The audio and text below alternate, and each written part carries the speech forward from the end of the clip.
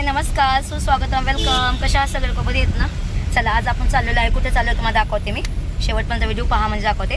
आता मी चालले आमदार निवास तिथं चाललेले आहे, आकाशवाणी चर्चगेट. ठीक आहे, तर का चालले हे पण तुम्हाला दाखवते मी. ठीक आहे, पूर्ण व्हिडिओ बघा म्हणजे तुम्हाला दिसेल. चला बाय. चला मी पोचले आता. बघा इथं आमदार निवास आकाशवाणी इथं आले. बघा मी फोटो काढते ना, फोटो काढला.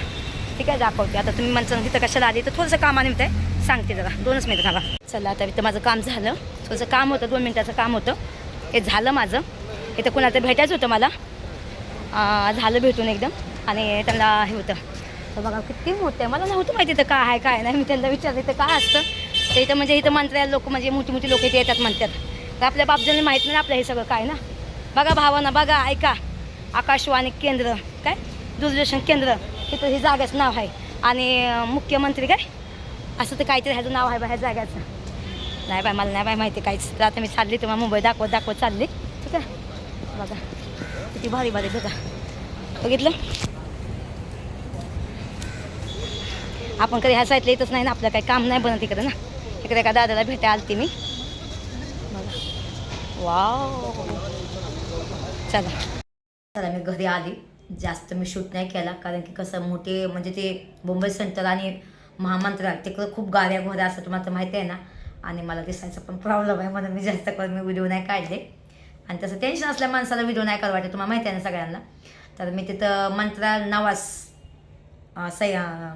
दूरदर्शन केंद्र त्या साईडला आहे. बघा मला माहीत नव्हतं ती मंत्रा नवास म्हणजे काय असतं. तर त्या दादाला जेव्हा मी भेटले तर दादा विचारले, दादा इथं काय असतात. तर दादा म्हटले की ते दादा बोलले की इथं म्हणजे मंत्र्यामध्ये जेवढे पण म्हणतात मोठी मोठी लोक असतात ना, इथे येतात. म्हणजे मंत्रा नवास असं काय बोलतात. आपल्याकडे काही कळत नाही, काहीच नाही त्या बाबतीत मी नाही बोलू शकत, माफी असावी. मग काय झालं, त्या दादा मी तिथं हळद दिली त्यांना. बघा हळद आपल्याकडे किती छान आहे, बघितलं का? एकदम पॅकिंग बिकिंग सगळं छान आहे, तुम्ही बघू शकता. बघा तर हे हळद बघा आपल्याकडे आहे 900 रुपये किलो हळद आहे, मस्तपैकी हळद आहे.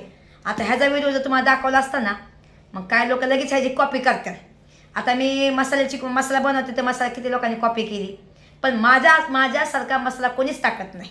मी बघितलं माझा मसाला बघा, तुम्ही माझा व्हिडिओ बघू शकता. आता 2-3 दिवसांनी मी गावी जाते. झालं 2 दिवसाचं काम राहिले आपल्या घरातलं सगळं. देव सगळं सटेन बेटेन सगळं करते बिरते, जरा सगळं काम झालं. आज बी काम माझं बंद होतं, नाही तर काम झालं असतं, कारण घरात कोण नसलं काम कोण करून घेणार तुम्ही सांगा. आता बाया माणूस कसं इथं राहिलं बाबा तिथं राहिलं बाबा, असं झालं बाबा तसं झालं असं बनतं का नाही, बरोबर आहे नाही. त्या हिशोबाने मग मी तसं तो माणूस पण खूप चांगला काम करतोय. त्या माणसाला काय बोलू नाही शकत मी. खूप जसं ज्याचं काम चांगलं मी त्याला चांगलंच म्हणते, बरोबर आहे का नाही. तर खूप छान त्या माणसाने काम केलं. मला बोलायचा कसला मोका नाही दिला, काहीच नाही. थोडं बात सांगायला लागतंय, तुम्हाला तर माहिती आहे, सांगितल्यावर तो माणूस करतेच. एकदम छान काम केलं. मग मी आज गेलते तिकडं, माझी तारीख पण होती. मग आता तारीख आता लांबची आहे, आता आपल्या काय टेन्शन नाही काहीच गोष्टीचं. तर आता आपण जाऊया मसाला बिसाला. आता जाते गावाला 2 दिवस, अजून 3 दिवस राहते मुंबईला.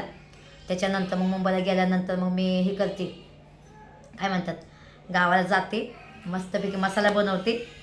आणि मसाला खूप बनवून आणणार आहे बरं का मी. आणि काही लोकांच्या ऑर्डर आहेत, त्या ऑर्डर पण पूर्ण करतो. यशनी पण ऑर्डर काही लोकांच्या पाठवल्या पोस्टाने. आता मला हळदीच्या खूप ऑर्डर आलेल्या आहेत. त्यांना म्हटलं काय मसाल्याचे पण ऑर्डर आले, त्यांना म्हटलं माझ्याकडे हळद आहे, हळद पाहिजे हळद घ्या, तुम्हाला मसाला पाहिजे तर मसाला पण भेटेल, पण पहिले पैसे पे करा. कसं आहे माहिती आहे का भावानं, माझ्याकडे भांडवल नाही माझ्याकडे. तर भांडवल सगळं माझे तर कलरमध्ये गेलं आता. तर मला पण जाऊन आता लगेच पटकन माल बनवायचं, तर मला पण म्हणजे हे करायचं, बरोबर आहे का नाही. तर तुम्ही सगळ्यांनी जर पैसे पाठवले तुम्ही माझे मसाल्याचे जे, तर तेवढी तुमची मला मदत होईल. तर तुम्हाला जे घ्यायचं असेल मसाला तर नक्की कॉन्टॅक्ट करा. माझा नंबर आहे, साईटला नंबर देते मी तुम्हाला, व्हॉट्सअप मेसेज करा. हळद घ्या, हळद मस्तपैकी आहे, जात्यावर कुठलेली हळद आहे, चांगली हळद आहे, वापरून बघा. पहिला इस्तेमाल करो फिर विश्वास करो. आणि माझं नाव आहे स्मिता सातपुते, मी फसवणारी बाई नाही, माहिती आहे का. जास्त 2-4 पैसे जास्त मागून घेणार, पण मस्तपैकी टकाटक एकदम. आपल्याला तसला फसवायचा धंदा आपण करत नाही, बरोबर का. आणि माझ्या हाताला खूप चव आहे, बघितलं का भावांनो, हात माझे. चला भावांना, आता खूप मला घरातले कामं बिमं करायच्यात. खूप लोक मला म्हणतात लाईव्हवर काय येत नाही, लाईव्हवर काय येत नाही, काय नाही. तर घरात पण कामं असतात, त्याच्यामुळे मला लाईव्हवर नाही जमलं. घरात कलर बिलर देतात, खूप कलर बिलर सांगतो. खूप थकून गेली आज, अख्खा दिवस मला तिकडं गेला. आणि आता तारखेला म्हणजे दुपारच्या नंतरचं माझी तारीख होती ना, त्याच्यामुळे नंतर मी 12च्या नंतर घरात नाही गेली. पोचली मी तिथं 2 वाजेपर्यंत. तर तो पण तुम्ही बघू शकता. व्हिडिओ नाही काढला मी आज जास्त करून. आणि कसं आहे माहिती आहे का, बघायला गेलं ना रस्त्याने खूप ध्यान देऊन चालायला लागतं, कारण की कधी कोणची गाडी कधी उडवल ते सांगता येणार नाही, बरोबर आहे का नाही. म्हणून मला सगळं शूट करताना हे इकडं तिकडं बघायला लागतं. आणि मग माणसाचं नजर चुकलं तर दुर्घटना घरी.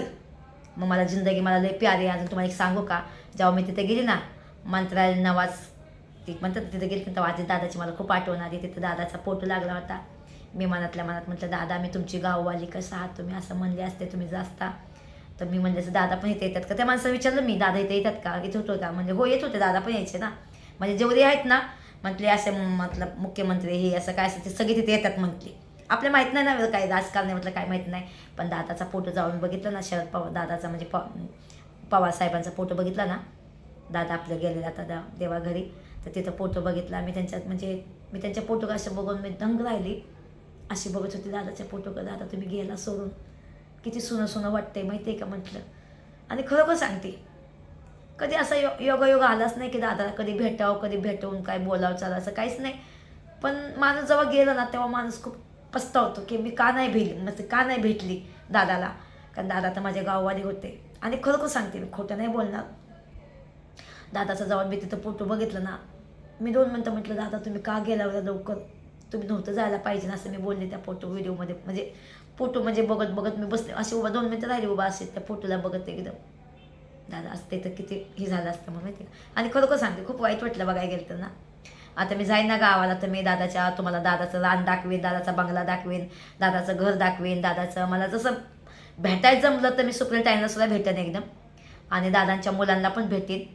आणि आता काय माहिती वहिनी भेटल्या तर चांगलीच गोष्ट आहे. आता कसं आपण गरीब माणसं, आपल्या थोडी ती लोक भेटणार, बरोबर आहे का नाही.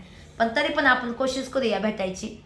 नक्कीच तुम्हाला मी दाखवेन एकदम, जेवढं माहिती होतं तेवढं तुम्हाला मी दाखवेन. दादाचा कुठं हे पण झालं, इमान क्रॅश झालं ते पण तुम्हाला तिथली जागा मी दाखवेन तुम्हाला, ठीक आहे. तर भावानो कसा वाटतं तुम्हाला व्हिडिओ नक्की सांगा कमेंटमध्ये. आणि उद्या आता आपण दिवसभर कलर करून घेणार आहे. आणि ज्याला कोणाला माझ्याकडून हळद घ्यायची असेल तर त्यांनी मला कॉन्टॅक्ट करा आणि माझ्या घरी येऊन पण हळद घेऊन जाऊ शकता, ठीक आहे. आणि मसाला नंतर तुम्हाला मी देऊ शकते, ठीक आहे. हळद आपल्याकडे खूप चांगली आहे. चला बाय, लव यू.